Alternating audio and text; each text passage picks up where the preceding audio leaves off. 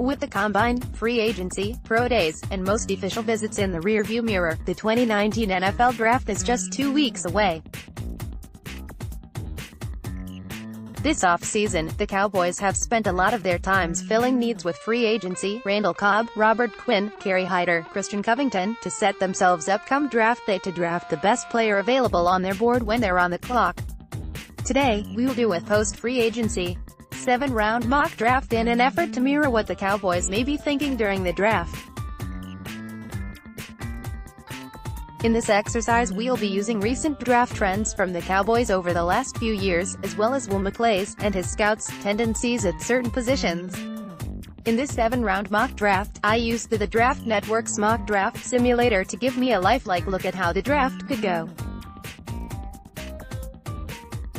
Using their TDN predictive big board, this gives us realistic options that could be available in rounds 1 through 7 for the Dallas Cowboys.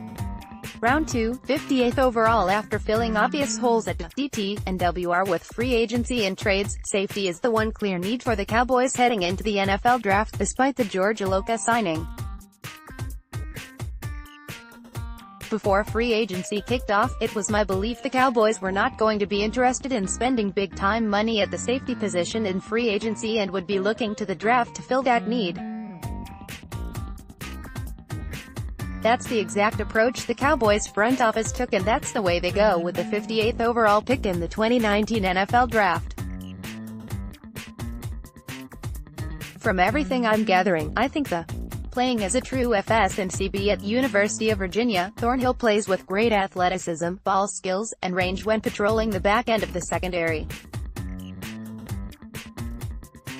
His tape was second-round worthy in itself, but then he went out and ran a 4.42 40-yard dash, 44.0 vertical jump, and 141.0 broad jump. Thornhill plays with great instincts and eye discipline to drive on the football in the middle of the field. He made a living at UVA taking the football away, being a very good cover corner, safety, and using his size to bully smaller receivers throughout their route stem. He will need to improve on his pursuit angles, as well as his wrap-up ability when tackling. The former Cavalier DB would be a walk-in starter at free safety for the Cowboys, and would provide the versatility to play cornerback if need be. Juan Thornhill was an official visit for the Cowboys, and the team is in fact very interested in the 6 feet 0 inches, 205 lb defensive back. If Byron Jones can go 27th overall, so can Juan Thornhill. At LCB here in 2017. Both long, explosive CBS hybrid players, Byron Jones 6'1", 1994.43, 4044.5, vertical 12'3", broad. Juan Thornhill 6'0", 2054.42, 4044, vertical 11'9", broad. NFL, March 7, 2019. Round 3, 90th overall. Tristan Hill is a name that keeps popping up in regards to the Cowboys' draft plans. At 6 feet 3 inches and 308 lbs, Hill plays with tremendous explosiveness and burst from the interior of the defensive line.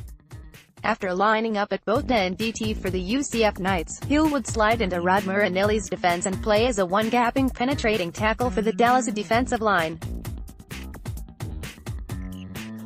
His career arc at UCF definitely raises some eyebrows, but his play on the field is good enough to find himself drafted in the top 100.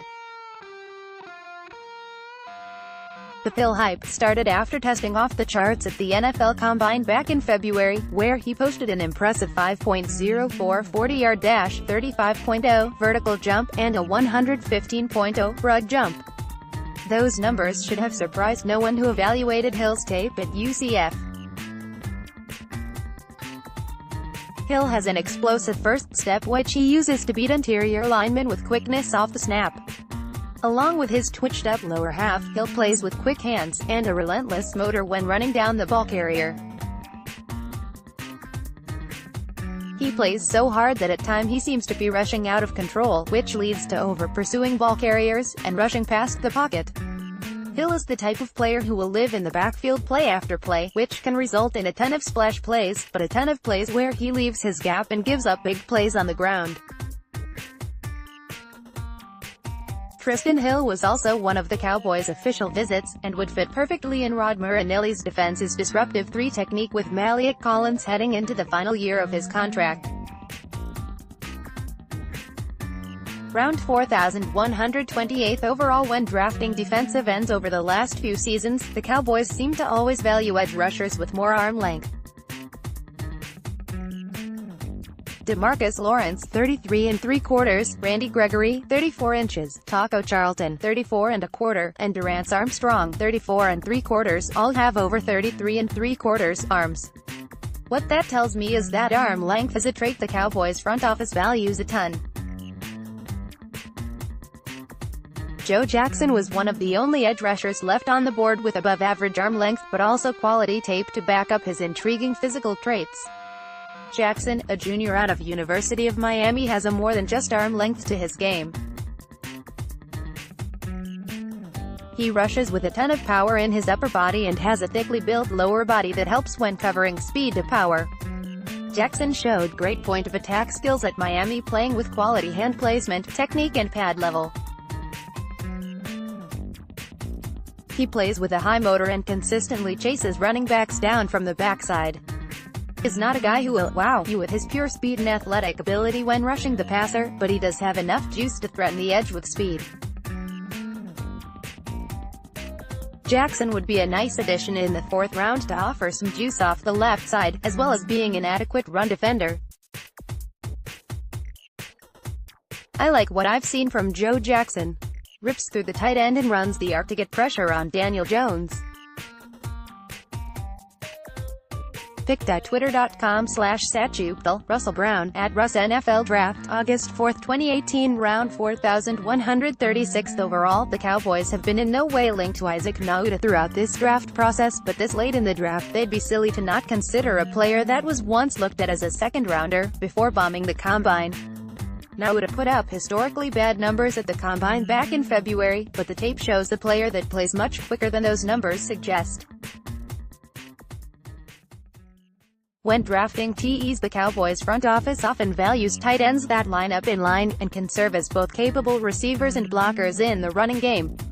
Throughout his 3 years at Georgia, Nauta had little issues creating separation with his route running ability, physical style of play, and flexibility in his hips. He caught almost everything thrown his way using his soft hands to pluck the ball out of the air. Nauta showed the ability to catch the football up and away from his frame, showing intriguing catch radius skills. He can make plays both at the catch point and after the catch in all 3 levels of the field, which helps with his versatility and where he can line up in the offensive formation. While he's not known for being a glass-eating blocker, he did show the ability to move defensive linemen in the running game with a get-in-the-way approach. While his all-around game needs some developing, Nauta is a great mid-round addition to develop as a true TE2 in future years.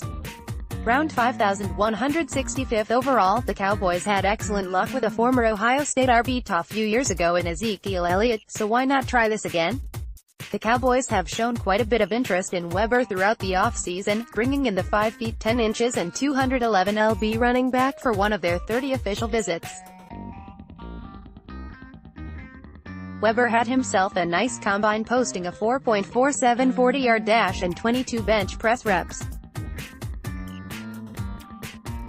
He is a similar style of runner to Ezekiel Elliott, using his workhorse frame to turn the 3-yard gains into 5-yard gains, but lacks the top-notch second gear to be a consistent home run hitter at the next level.